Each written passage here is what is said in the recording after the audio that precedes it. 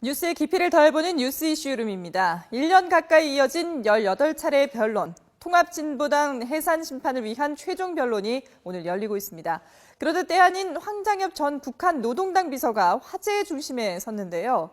2006년 12월 손도끼와 함께 붉은색 물감을 뿌린 황 전 비서의 얼굴 사진, 그리고 협박문을 보낸 사람이 바로 통진당 교육부장이라는 보도가 나왔는데요. 법무부가 이런 내용의 의견서를 통합진보당 위헌정당 해산 심판 사건을 심리 중인 헌법재판소에 보내면서 확인됐다는 겁니다.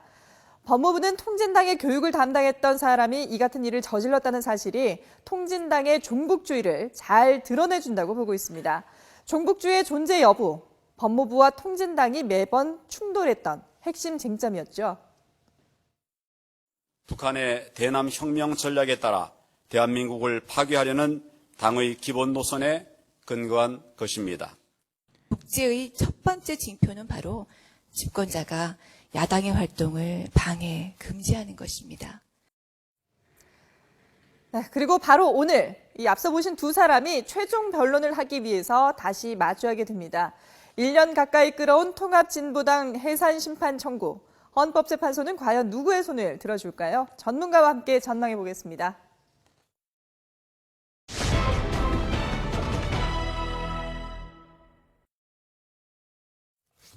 네, 이 자리에 손수호 변호사 모셨습니다. 어서 오십시오. 네, 안녕하세요.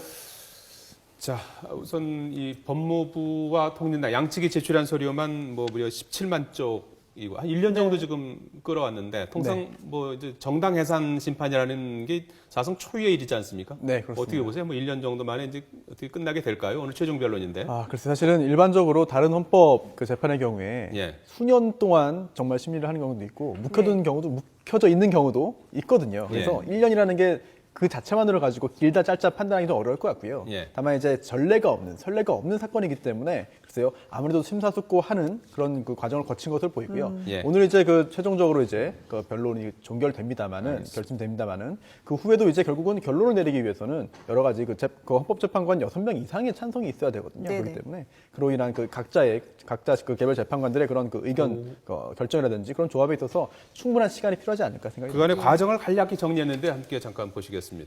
네. 자, 2011년에 창당한 통합진보당, 2013년 9월에 내란 음모죄와 반국가단체 아로 혐의로 이석기 의원이 구속 기소가 됩니다. 그리고 이석기 의원에 대한 재판은 현재 2심까지 진행이 됐고 네. 대법원 이제 판결을 남겨놓고 있는 상황이고요. 그리고 지난해 11월에 법무부는 헌법재판소에 통진당 해산 심판 청구를 하게 됩니다. 이석기 의원 재판이 영향을 이제 미친 거라고 봐야겠죠. 네. 그렇게 1년이 흘러서 바로 오늘 통진당 해산 심판 사건의 최종 변론이 오전 10시부터 시작이 됐고요. 잠시 후에 황교안 장관과 이정희 대표가 이제 나올 예정입니다. 잠시 화면에 이제 비치는 대로 보여드릴 거고요. 오늘 새로운 내용이 하나 또 나왔죠. 황장엽 전 노동당 비서에게 손도끼로 협박한 사람이 통진당 간부였다는 보도가 나온 건데 네.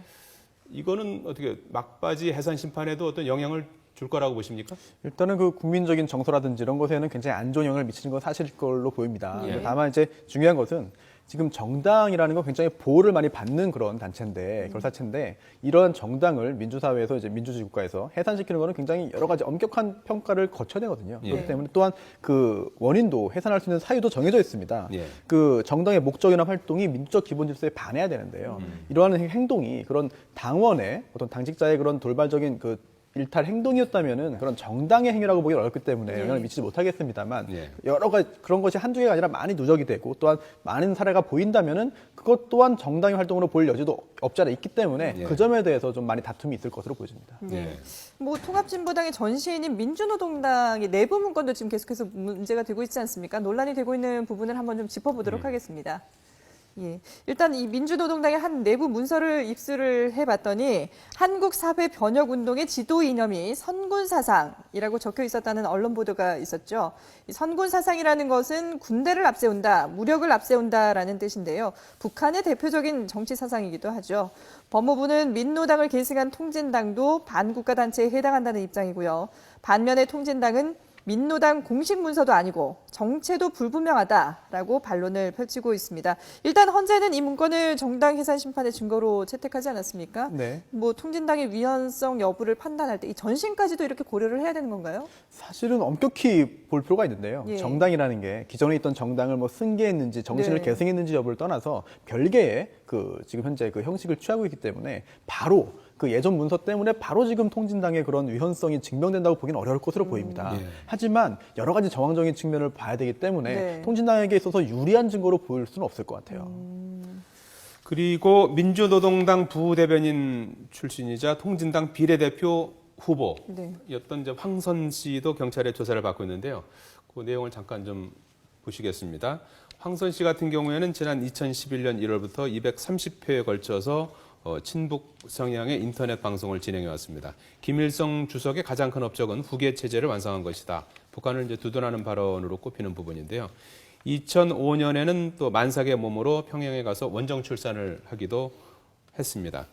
이 국가보안법상 뭐 찬양 고무죄로 수사 중에 있다고 하는데 여기에 대한 혐의는 어떻게 뭐 인정이 될 것 같습니까? 사실은 뭐 지금 들리는 소문으로는 이제 그 검찰에서 수년간 이 지금 황선 씨에 대해서 처벌하기 위해서 뭐 은밀하게 또는 뭐 들어놓고 여러 가지 조사를 했다, 수사했다라는 소문이 있는데요. 예. 네. 지금 찬양이라는 게 사실은 뭐 뜻이 법적으로 보자면은 특정 또는 불특정인에게 반거 단체, 북한이 포함되겠죠. 이 활동에 관해서 뭐 동경이나 추앙, 숭배, 칭찬의 뜻을 표하는 게 찬양이고요. 네. 또 고무라는 거는 그러한 반거 단체 행동을 함에 있어서 좀 사기를 북돋아주는 그런 행동이 고무인데요.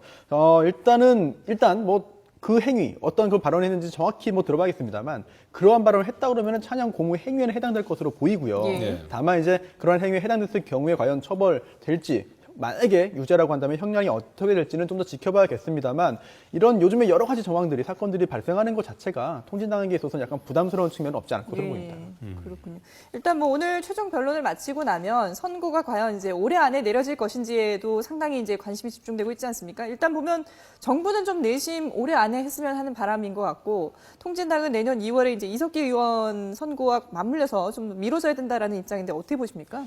일단은 헌법재판소법에 그 판결을 결정을 선고해야 되는 그런 그 기간이 정해져 있긴 해요. 네. 하지만 그게 그런 그 법조문의 해석을 헌법재판소법의 해석을 그날까지 무조건 해야 된다는 그런 규정이 아니라 일단 그 권장하는 예. 훈시 규정으로 보는 게 지금 다소설이기 때문에 아무래도 그 날짜는 이미 또 지났고요. 그래서 예. 뭐 언제까지 꼭 해야 된다라는 규정이 지금은 없습니다. 네. 다만 너무 길게 이게 사건이 진행되고 된다는 게 어떻게 보면 불확실한 상태에서 지금 통진당이 그 정당 활동을 하는 과정이지 않습니까? 예. 그렇다면은 빨리 결정을 내려줘야 된다 하는 측면이 있을 수 있고요. 또 반대로 본다면은 예. 통진당 입장에서는 충분한 심리가 이루어지고 충분한 증거 조사가 이루어지고 또한 심사숙고가 헌법 재판관들이 해서 결론 나오는 게 맞을 수도 있거든요. 근데 예. 중요한 것은 이석기 의원과의 관련성이 있습니다. 왜냐하면 이석기 의원에 대한 재판이 지금 대법원에 올라가 있는데요. 네. 지금 대법원에서 흘러나오는 말로는 뭐 이제 곧 선고가 된다. 뭐 늦어도 내년 1월이지 않겠느냐. 그렇게 얘기가 나오는데 그렇다면은 그 이석기 의원 사건의 핵심적인 쟁점 중에 하나가 네. 과연 RO라는 그런 혁명단체가 존재했느냐. 네. 예. 그 단체를 정말 이석기 의원이 만들었고 또한 이석기 의원은 통합진보당의 핵심적인 멤버였기 때문에 당 차원에서 그러한 조직을 만들고 유지했다는 점이 인정될 가능성이 있거든요. 예. 아직은. 그렇다면은 그거에 따라서 이번 헌재의 결정도 좌우될 영향을 받을 가능성이 있기 때문에 아무래도 통진당 입장에서는 이석기 의원 사건에서 RO가 존재하지 않는다는 판결이 확정이 돼서 그 결과가 헌법재판소의 그런 결정에도 영향을 미치기를 바라는 심정이 있으리라고 예상이 됩니다. 지금 저 1심과 2심은 조금 엇갈렸지요. 네, 그렇습니다. 1심에서는 RO가 존재했다라고 예. 인정이 됐습니다만 2심에서는 약간 바뀌어가지고요. 예. RO의 실체에 대해서는 인정이 안 됐고 다른 혐의에 대해서만 유죄가 나왔습니다. 네. 예, 2심에서는 내란 선동하고 국가보안법 위반이 이제 인정이 됐고 RO가 인정이 안 되고 내란 음모 부분에 대해서도 이제 무죄가 났었는데 어떻게 봐야 될까요? 지금 정부는 이제 박한철 소장이 국정감사 5차 자리에서 올해 안에 선거가 가능할 수도 있다는 취지의 발언을 해서 정부는 이제 올해 안에 선거가 내려지기를 기대하고 있는 것 같고 네. 통진당 측은 이제 어차피 그 이석기 의원 때문에 이제 정당 해산 이제 재판에 이제 넘겨진 건데 이 이석기 의원의 사건에 대한 대법원 판단이 나올 내년 2월 이후로 이제 해야 된다 이렇게 좀 엇갈리는 것 같은데.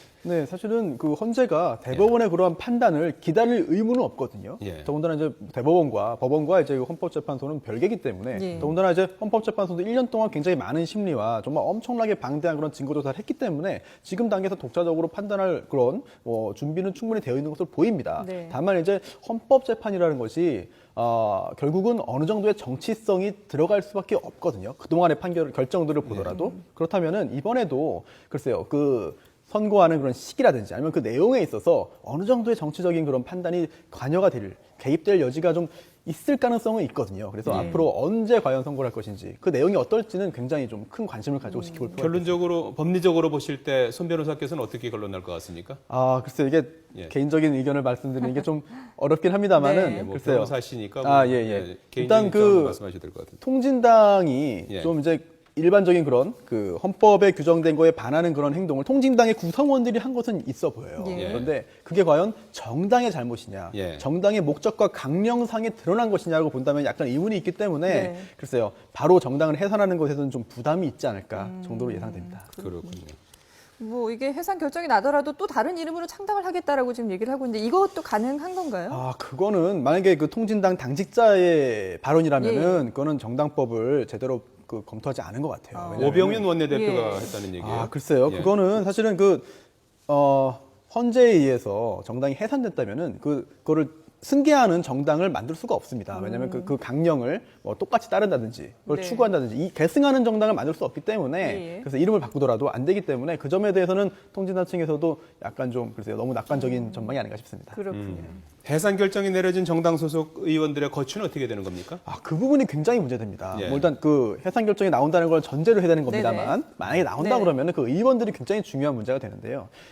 규정이 없습니다, 지금 현재. 그래서 학설이 나뉘고 있어요. 그래서 첫 번째는 국회의원은 그 정당의 굉장히 중요한 요소인데 당연히 의원직 상실해야 된다는 게 첫 번째 예. 학설이고, 두 번째는 그게 아니다. 국회의원은 국민의 선출을 받은 건데 별개다 해가지고 유지해야 된다는 설이 있고요. 세 번째는 절충적으로 그 지역구 의원 있지 않습니까? 네. 지역구 의원은 유지하되 정당 비례대표 의원은 결국 의원이 상실하는 게 맞다는 설이 있는데 지금 결국은 그 갈등만 있고요. 지금 그런데 예전에 2004년인가요? 헌재에서 이 문제에 대해서 용역을 줘가지고 연구 검토를 한 결과가 있습니다. 예. 그 연구 검토 결과에 따르면 의원직을 유지하는 것이 맞지 않겠느냐 하는 결론입니다. 왜냐하면 예. 예전의 헌법에는 정당이 해산됐을 경우에 의원직 상실한다는 규정이 있었습니다만 지금 헌법은 그게 없다. 그리고 그리고 공선법에도 결국은 그 의원직 유지 해산됐을 때도 유지한다는 취지의 그런 규정이 있다고 했기 때문에 네. 글쎄요, 아마 지금 단계에서 판단하게 된다면은 의원직 유지 쪽으로 좀 기울 것으로 보입니다. 예, 알겠습니다. 예, 통진당 해산 심판과 관련해서 법리적으로 어떤 쟁점들이 있는지 짚어봤습니다. 손수호 변호사였습니다. 고맙습니다. 고맙습니다. 고맙습니다.